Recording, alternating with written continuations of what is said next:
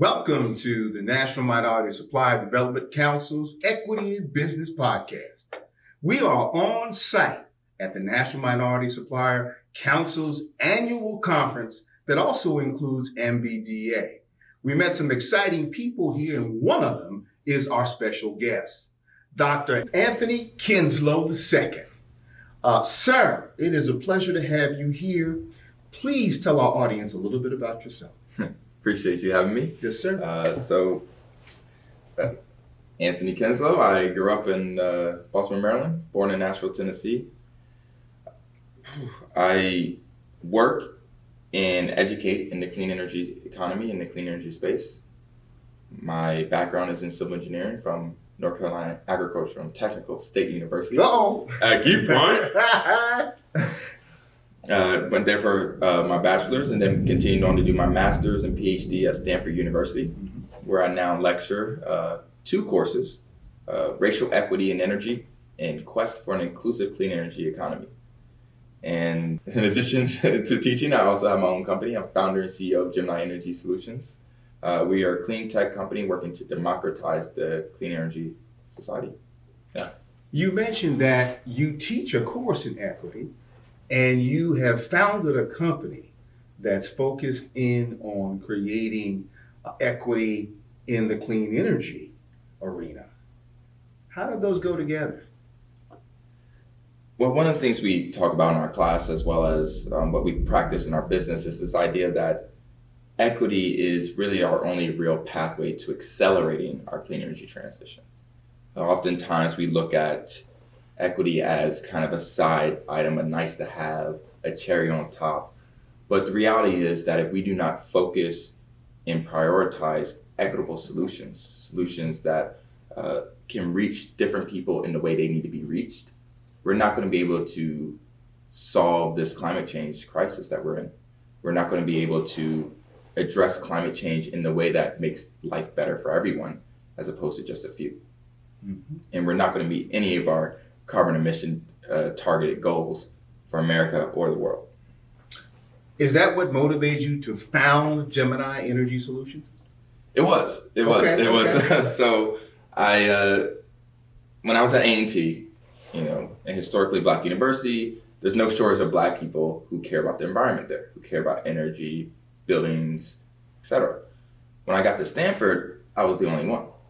And it was then going to conferences, engaging on campus, where I realized that folks in the energy efficiency space in particular, there was not a lot of me. And I also recognized that my colleagues who were leaving Stanford to start companies were also not starting companies that were going to address my communities, the communities that look like me. They weren't addressing small commercial buildings, which are predominantly in the Black and brown communities. And what people don't realize is that 90% of the commercial building stock is under 25,000 square feet, which means 90% of the buildings was not being looked at by the industry as a whole. And most of those buildings are in Black and brown neighborhoods. And so I wanted to create a solution that not only addressed this gap in the industry of small commercial, but also do so in a way that enabled more people from diverse backgrounds, women, rural areas as well, to be able to participate and have immediate impact in this climate change, in this clean energy economy. What I hear also is in your responsibilities as the CEO and founder of Gemini Energy Solutions, you're looking holistically at how it can impact the underserved community. Absolutely. Because health comes to bear. Would you elaborate on that as a concept? Yeah, so I like to think of it in 3 parts. You have health, wealth, and education. All right. The health side of it, very clearly, there's a health disparities in terms of age of death, the potential of dying due to pollution, whether that be air, water, or soil. I believe an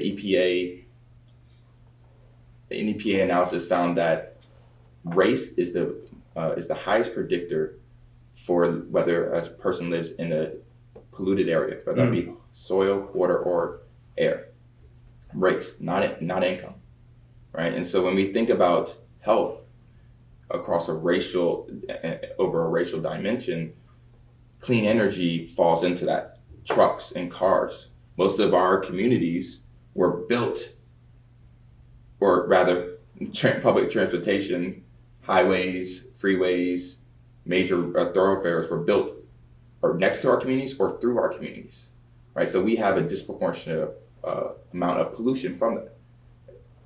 Going clean energy means changing those gas vehicles, those internal combustion engines, into electric. That right there is going to make a huge difference in our health. When we talk about buildings, a study came out last year that found that natural gas, having a natural gas stove or natural gas heater, having natural gas in your home is equivalent to having a full-time smoker in your house. What does that do for the health of us? So we're not safe inside, we're not safe outside in our own communities. And so clean energy is about switching those pollutants that disproportionately impact Black and brown folks and removing that from the space so that we are able to have healthier air, we're able to live longer. Asthma reductions, there's no reason the amount of asthma we see in our communities should be as high as they are. We just assume this DNA gets passed on. That's not the case. It's actually environmental. You know, as I was listening to you, I always wondered as a kid why we were near the railroad tracks and the transmission lines and the highways were over where we played basketball. Mm-hmm. So it's by design is what I'm hearing. Absolutely. Absolutely. That said, when you ponder all the things you've shared with us, in the end game, what impact do you want to have in underserved communities, predicated upon the mission, vision, values, and objectives you have clearly stated in this podcast today? What I would like to see, the impact I would like to have is that healthy, resilient, and regenerative communities. And what that means for me is when a storm comes, and we know that storms and droughts and flooding are going to happen more frequently and have a higher severity, that these communities are able to maintain their operation independent of what's hitting them. That they are able to, that the jobs that are being created in their communities, that the buildings that are being built in their communities, that the food that is grown in their communities all stays and operates in their communities. So regenerative, that they can maintain their economy, that they can build and grow and increase wealth through the development of food, jobs, and technology.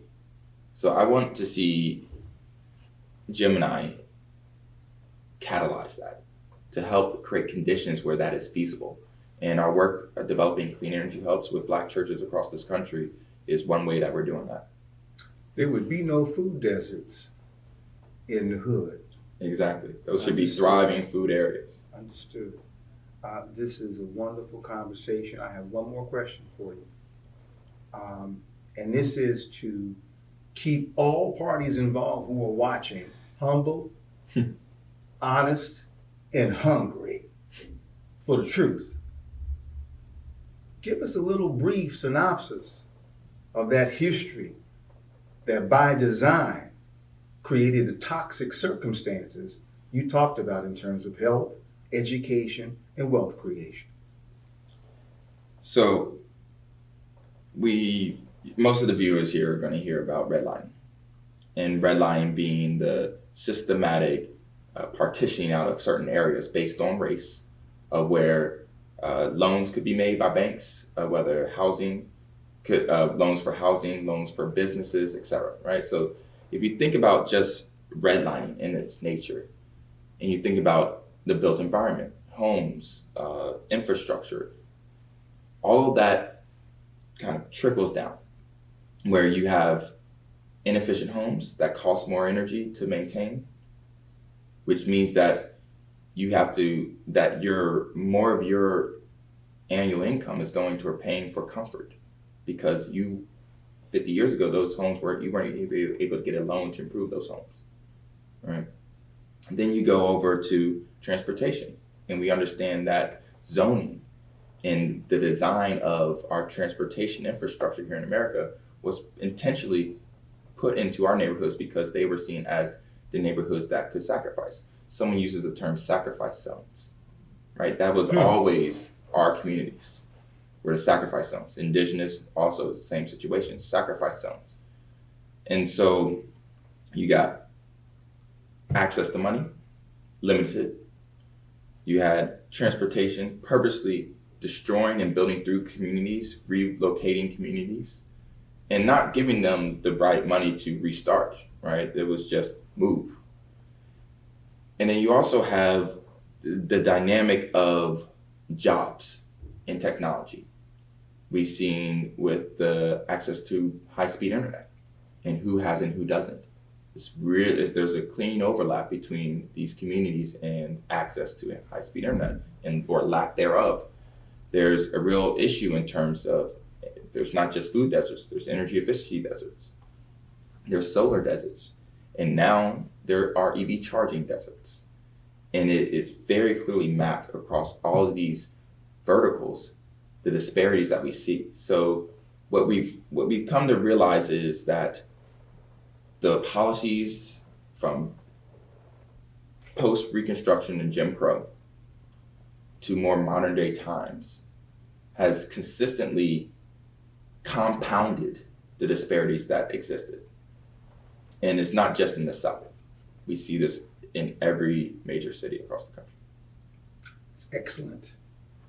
I want to thank Dr. Anthony Kinslow for joining us on the National Minority Supplier Council's Equity in Business podcast. I look forward to hearing more about your work in the future. I admire you, and I thank you for taking some time here with the National Minority Supplier Development Council's Equity in Business podcast, and look forward to next time. Thank you. Thank you, sir.